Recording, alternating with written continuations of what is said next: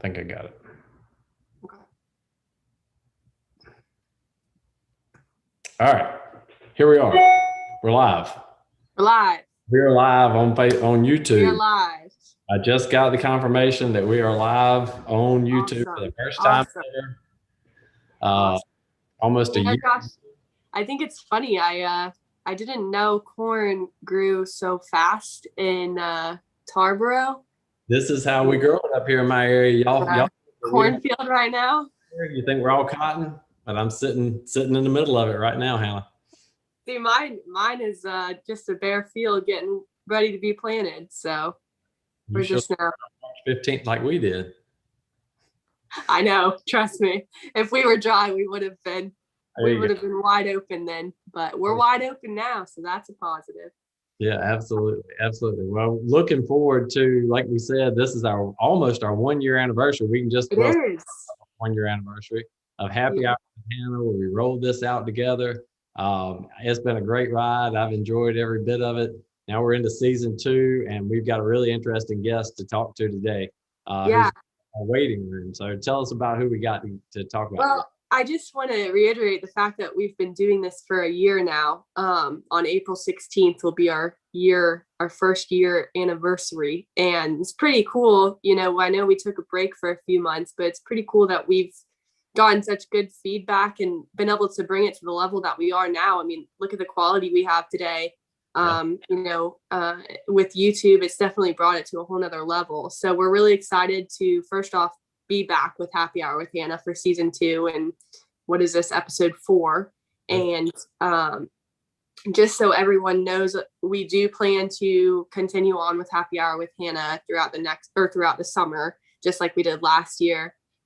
Every 2 weeks, we've been doing it on Wednesdays at 5 p.m. And I think we're going to continue on with that. As far as any other social media updates, I'd say just the biggest thing right now is continue sending us your Plant 21 photos. I've put a little contest out last week that I would add whoever sent us a Plant 21 picture and we posted it, they would get entered into a drawing all before April 31st. But I've only received 2 pictures, so we might have 2 winners. So y'all continue to send us your pictures. We really like seeing them. All that being said, we're really excited to introduce Rick Strecker today. He's been with us for about a year, and he's our corn specialist. So he is by far and long the first person that we think of when we talk about DeKalb hybrids. He's definitely a good motivator for us, and I think the most interesting thing I found about Rick is that he really enjoys doing plots. I really enjoy doing plots. It's a big thing for me to learn about our hybrids and promote our hybrids through plots. And I think that's something that Rick definitely specializes in, is that he spends a lot of time invested in the plots to learn about the hybrids that we plan to bring to the Carolinas. So with all that being said, let's bring Rick Strecker on and have him give a brief introduction of where he's at, what he covers, and just a little bit about him. Here he is, Rick. Welcome to the show, Happy Hour with Hannah, season 2, episode 4. You're the top of the list for our guest in April, I guess. This is welcome to the show. Well, pleasure to be here, and greetings from Eastern North Carolina. I'm sitting in downtown Edenton, North Carolina right now. So the territory I cover runs from you might say Emporia, Virginia, east of 95, down through South side Virginia, south of the James River, and then I cover right on down through the Blacklands of North Carolina, which goes all the way to the coast, basically down to Hyde County, down to Englehart. I've been in the business for probably about 38 years. So I guess I'm going to tell my age on that one. So. Well, you definitely have and bring a different level of insight into the corn business for us here across the Carolinas. We're glad to have you on board. Rick is one of 4 territory or technical agronomists that we have on the team now. And so we've got one specializing in corn, beans, cotton, and then Climate Field View. And Rick, you're just doing a phenomenal job. You've got a long-standing history in the business and really bring a lot of knowledge to the team. So thank you for that introduction. If you would give us a little bit of what you're seeing across the Carolinas, Southern Virginia, South Carolina, as far as corn, how much is in the ground, just to update us overall on that, if you would. So if you go, if we start in South Carolina, probably another good week down in South Carolina, they'll be done with corn. And as you move up through the coastal plains into North Carolina, Josh, like you and I were talking earlier, you've got some guys that are already finished. Mm-hmm. However, you're not typically a real heavy corn area. Now you move into the Blacklands of North Carolina and on up to Southeast Virginia.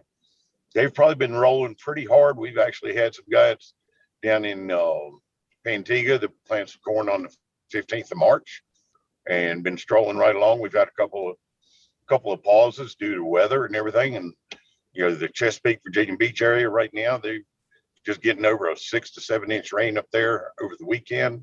So they'll be a little bit behind, but we're way ahead of schedule compared to where we were this time last year. You know, it was cold and wet this time last year. So right now it looks like overall throughout the Carolinas and Southeast Virginia, we should be very timely with our corn planting this year. Mm-hmm. Yep, absolutely. I think it's a really good call out to talk about the differences between last year and this year and where we're at as far as a time management with planting corn. Give us a little bit more information. I mean, obviously we know in parts of my territory what we went through last year versus what we're going through this year. But as far as what is the perfect timing, what is the perfect plant depth, what is the perfect speed of the planter in comparison to right now from last year and what we're seeing today? So, you know, when it comes to corn planting, the one thing I always tell growers, we do not need to be looking at the calendar. The main thing we need, and I mean, right here, there's a $9 digital thermometer that I got at Lowe's, and I use that every year. And we want that soil temperature right. You know, the main thing, you know, corn will germinate 50-degree soil. I prefer to have 55-degree soil temperature. And we take that temperature at 9 o'clock in the morning, 3 inches deep. That gets to my next point. We need consistent planter depth. 2 inches is my preferred depth. We have more consistent moisture and temperature at 2 inches deep, as opposed to, you know, if you get a little bit shallower than that, some of the seed will have more moisture, some will have less. So you have an uneven plant stand. And, you know, we've all heard Dr. Heininger speak about how important it is to get as much as even emergence of all the plants as possibly can. And that comes from planter depth. It's the biggest thing that'll help us on that. The other part, when it comes to singulation on our planters, you know, we want an even spacing between all our plants out there in the field. And this happens by making sure we're not going too fast with our planters in the field. You know, the ones that are getting their meters calibrated on a bench, and they'll calibrate for 5 miles an hour. Then they get out there planting. The next thing you know, they've caught another gear and they're up there at 6.5, 7 miles an hour. And that gets an uneven singulation out there. Mm-hmm. Mm-hmm. Yep. So Rick, that's a really good point that you bring up. And I'd just like you to expand just a little bit, because we're covering what we're talking about: Virginia, North Carolina, South Carolina, Piedmont, you know, to the coast. Soil types are so different across the area and so much variability. You know, I got some guys that say, man, I just can't get down to that 2-inch planter depth. And what do you say to that guy if he says, yeah, I hear everybody saying 2 inches, but I ain't quite there yet? Is it deep as possible? Is it, you know, have you got a good rule of thumb there on different soil types? So a lot of the research will tell you that 1.5 inches is deep enough. Mm-hmm. What we need to keep in mind, from where you place that seed in the soil to the soil surface, that corn plant is putting out 5 sets of nodal roots. So if we're too shallow, those upper sets of nodal roots are going to be right on the soil surface, mm-hmm. and they're going to be the first ones to dry out. And, you know, the plants can be more susceptible to drought. You know, when we go planting 2 inches deep, we got plenty of room for those 5 sets of nodal roots to come out. So yes, I guess if he can't get the planter that deep, yes, put it as deep as he can possibly do it. Mhm. I can live with an inch and a half, and I'll bring up an example. A couple years ago in the Mount Olive area, I worked with a grower down there. He was planting an inch to inch and a quarter. Irrigated land, is sandy soil. I said, we need to push it down to 2 inches. He said, I can't plant that deep. I said, well, let's try it. And so we made a couple of planter passes at 2 inches deep versus an inch and a quarter that he was doing. At harvest time, we had 17 bushel more before we planted 2 inches deep. Wow. Wow. I've heard Dr. Heiniger say the very same thing, and I'm on board. You get a much more consistent environment for that seed to be in, much more uniform emergence. It's just a mindset, I think, that you got to work with your growers to get into and getting and seeing that corn seed come up from that depth. Yeah, that's correct. And just for me, because I'm still learning some of this stuff. So as far as when the corn, when it's not a full right singulation and it's uneven, that can turn a lot of plants into weeds too, right? Is that why you're losing some bushels, or what's the main reason as to, besides the roots, obviously, that you want the nodal roots to? Right. So when we get uneven emergence, and it's, I've seen the research that Dr. Heiniger's done, and I've actually done some of it too. So if you go out there and when the corn's first coming through the ground, you can put a golf tee down, or you put a flag or whatever, have different color flags, and you track those plants that are, another 24, 48 hours coming out of the field. Typically, they'll have a nubbin on them instead of a full-size ear. So that's where the yield loss is. Now, getting back to planter singulation, all of a sudden, if you're dropping 2 and 3 seeds at a time, then yes, you've got some plants out there that are going to be weeds, basically, and will not produce an ear. So the thing is, when we pull that planter out of the field, 80% of our yield has already been determined, other than, take weather out of the equation. Right. But seed placement and singulation is so important to our end result on the yields. That's a great point, Rick. And that 80% number, that's such an interesting thing to me, that much of the yield, but it's been shown time and time again, that what you're saying is true, but that much is determined all after that planter has left the field. Such an important thing that we're doing right now by putting that planter in the field correctly, putting the seed in the ground correctly. But let's back up just a little bit in the whole process and think about for just a second market development plots, because market development plots, we use those and have used those for years. You've been in the business a long time. We've used those for years to help make that decision, which is probably the biggest decision, that varietal decision. Make that decision. We've used these market development plots and stuff. Tell us kind of how that's changed throughout the years and what we're looking at with market development plots across the Carolinas for this year. Okay, so my goal this year, a market development plot, if you think about it, it's just that. It's a market development. It gives us the opportunity to take our existing lead hybrids and put in plots and compare them with the new products that are coming out, putting them side by side. The other part of it is we're making sure that the plots that we're putting in with these growers are not necessarily on their best soils. We're not trying to make show plots here. Mm-hmm. We're trying to realign and make sure that it's average ground for that producer, whether he's on 30-inch rows, 20-inch rows.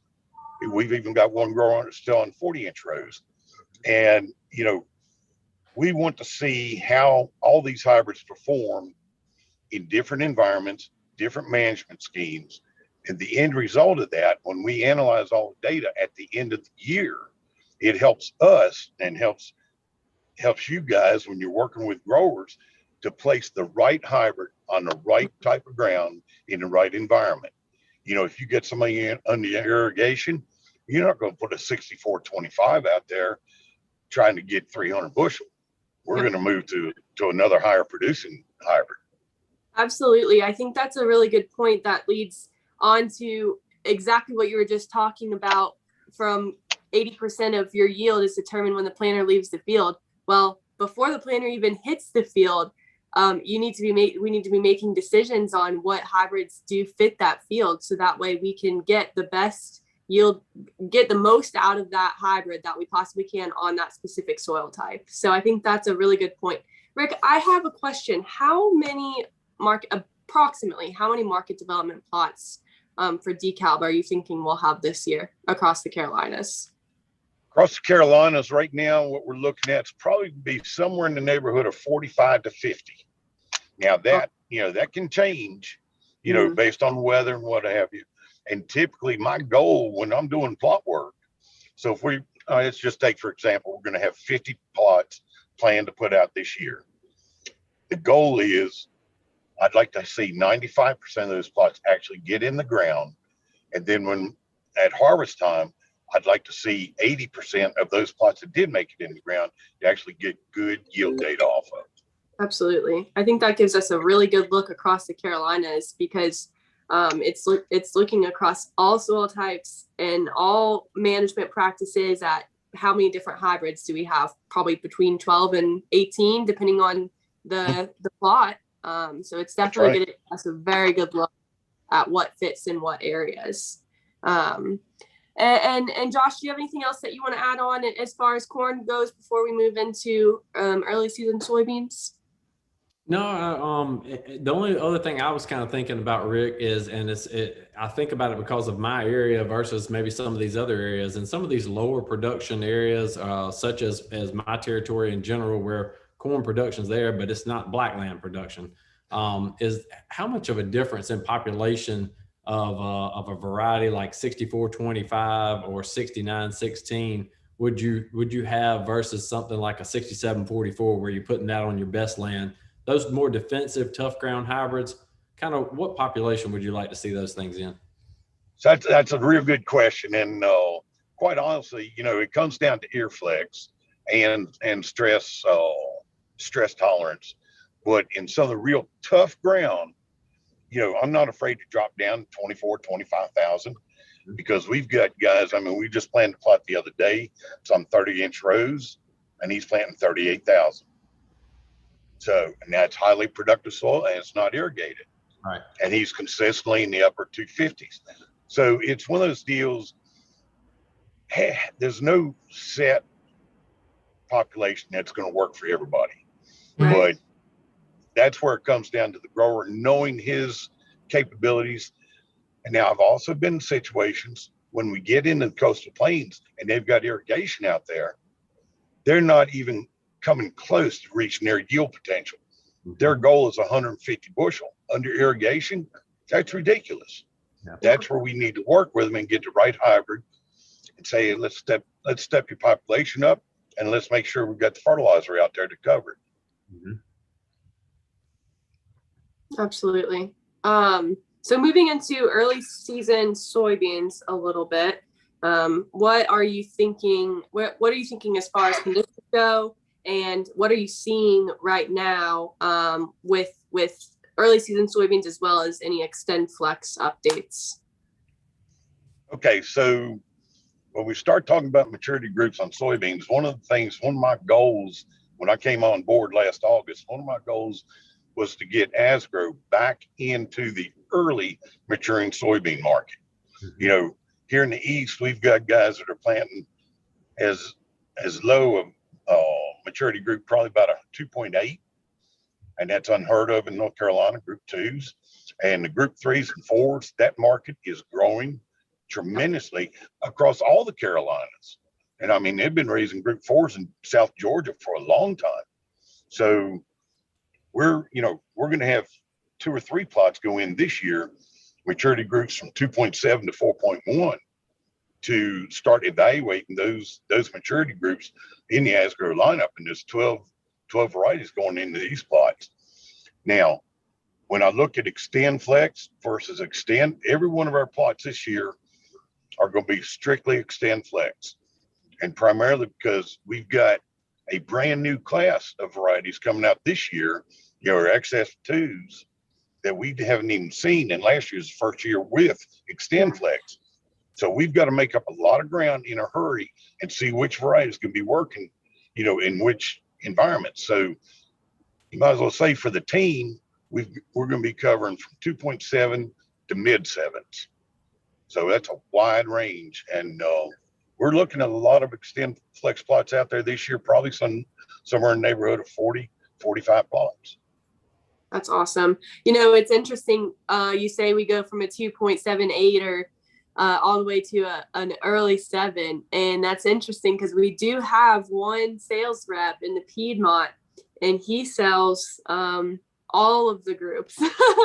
So whereas my territory, I have a little bit of 4s that go in the ground, but for the majority, it's 5, 6, 7. It's amazing to me how we can have such a vast majority of groups, and it's all within one territory. Pretty cool what Ron does out there. That's right. The boys in the Midwest don't even understand what we go through. They have no idea. Well, Rick, the last thing I'd ask you about on the Extend Flex is elaborate on. I mean, I know we're talking about corn a lot, but now we've moved on to beans. Elaborate on what you think the comparing Extend Flex to the Extend lineup. I've heard some of the competitors out there in the market talking about yield drag. You know, talk a little bit about where you see us lining up with the Asgrow lineup overall this year. And I know that's a big lineup, but just overall moving to Extend Flex, what's your confidence level there? So my confidence level in the performance on the Extend Flex is extremely high. You got to understand, last year was the first year we tested some of these Extend Flex varieties. We didn't have the best growing season out there for them. Now, when we compare to some of the existing Extend Asgrow beans that have performed so well year over year over year, and all of a sudden, if you have one little hiccup and some new germplasm that's released, they say, you got yield drag. Well, you got to understand, we've got to come to market. And I look at some of the 4s and 5s last year and their performance versus the straight extends that we had in our lineup, and they performed very well. The newer varieties coming out, when I look at the traits on paper, the agronomics of them, we've got some bang up beans coming on. Mm-hmm. So, somebody says it's yield drag with Extend Flex. No, I'm not going to accept that. Not one bit. Awesome. That's what we like to hear. There's definitely, we don't want to hear that there's yield drag. So that's, an exciting thing. I've been very excited about Extend Flex coming to the market since I started with Bayer, and really, really looking forward to this season to see what we do bring forward and walk some plots and just see what we're starting to. I mean, we're going to have everything. We're going to have, like you said, from a 2 to a 7. And I mean, even in just the group 5, I think we have, 6 or 7 different choices. So we're going to be able to cover all ground. We'll be doing a lot of analyzing on the plots this year, because we can't afford to have 7 or 8 group 5s. Exactly. We got to narrow that down. We'll have an early 5 indeterminate. So there's the idea here again, market development plots. We find out what's going to work for us across the territory, and we go with that. And that's the most important piece. Yeah, I know on the group 4 plots this year, from 4.0 to a 4.8, there's 13 varieties, all of them Extend Flex. Wow. Gracious. Wow. Well, Rick Josh, is there any questions from the crowd? No, nothing that I see right now, Hannah. Okay. Yeah, but Rick, this has been an honor for you to come on here with us today. I'm sure we'll check you out later on in the season. I'm interested to see kind of how the season develops. We're off to, like I said, such a good start for once. The commodity prices are good. There's excitement in the overall in the territories with growers and stuff, and I'm really excited to see where it goes. I would just like to let everybody know that excited also to have 4 agronomists in the territory this year. Like we mentioned earlier, Hannah, really take advantage of your local team, and whether it's your sales rep, your technical agronomist, whoever, we've got a lot of resources on the ground now, and ready to come out and help whoever needs it. Absolutely. Yep. Couldn't agree more. And once we have field days. I think we lost her. Yeah. Once, just to elaborate on what Hannah was saying, once, we're looking forward to having You back, Hannah? Newton Grove doesn't have the best internet. But anyway, we're looking forward to having agronomist will be get a good look at some of these new, go from there. Okay. Hey, you got what she said. I think your internet's giving you some trouble, Hannah, but we're I was getting a phone call, so that's why I cut out for once it wasn't my internet. good. Anyways, Rick, thank you so much for being on today. If anybody has any questions, feel free to drop them in the comments and we can either tag Rick or I'm sure he'll monitor the comment section and be able to answer any questions that you guys might have. With that, appreciate as always what you guys do, the farmers and retail and really just anyone in the agriculture industry. We wouldn't be here without y'all. And like I always say, wouldn't have food on the table or clothes on our back without you. So cheers to the farmer as always. Happy to serve and blessed to be here. Thanks, Yeah. guys. Appreciate it, Rick.